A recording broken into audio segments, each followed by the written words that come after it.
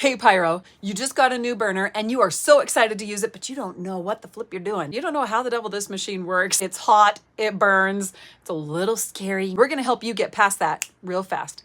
I'm doing a series of videos on how to use each one of these burners in 5 steps. This video is going to focus on the Walnut Hollow Versa Tool. And the Versa Tool does have heat control. So if this is the machine that you have, or if you have one very similar, keep watching. I'm Janny Lisenby, your pyro professor. This is Burn Savvy. Let's burn. So the first thing you want to do is set up the stand. Now this stand here unfolds and it bends backwards. So what you want is this to be facing towards you. So when you pull it, it doesn't go down any further, okay? And that is for the burner to rest on. So we're gonna tape that down to the table. The reason you tape it down is because these can get a little bit squirrely. And if you don't have it taped down, then it just slides all over the place. And with the wire, it has a mind of its own, especially once it first comes out of the package. So you definitely want to have this taped down. The next step is to choose a nib. Nibs are also called tips or points and all that kind of stuff, but I could give you tips and pointers. So nibs to me is the word that makes the most sense. And there are a variety to choose from. I am going to choose the flow point. If you want to see what all of these different nibs do, you're going to want to watch this playlist right here.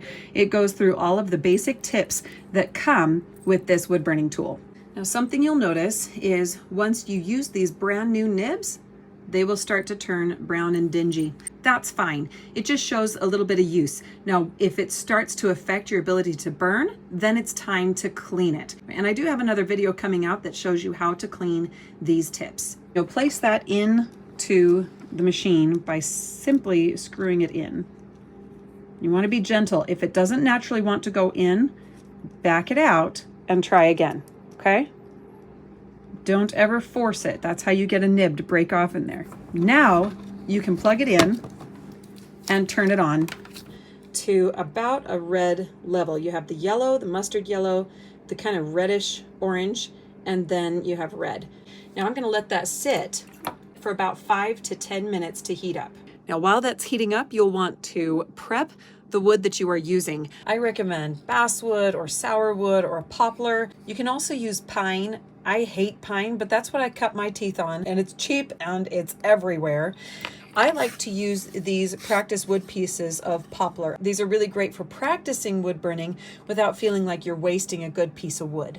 You'll want to sand the wood. I like to use a 220 grit. Now, a lot of people skip this step because they're lazy, but I want you to know, like, this step actually helped me to speed up, so don't skip the sanding. Then you'll want to find a pattern and tape it down to the wood. I've got some free patterns on my website over at burnsavvy.com. You can also find images on Pixabay.com. And of course, you can always get books. And I will have recommendations down in the description for you with links so that it's really easy for you to find everything that you're looking for. I like to use carbon paper. You can see I've used it before. You can use it so many times. I do have another video on how to transfer patterns if you would like some other ideas. Then you place the carbon paper between your pattern and the wood and trace it down. This is my tracing tool and I love it. You can use a pen or a pencil and that will help you to see where you've left off, but I like to reuse my patterns, and so this makes me really happy. Once that is all traced on, then you can simply remove the pattern. You're ready to burn. You don't want to press hard and you don't want to push forward, okay?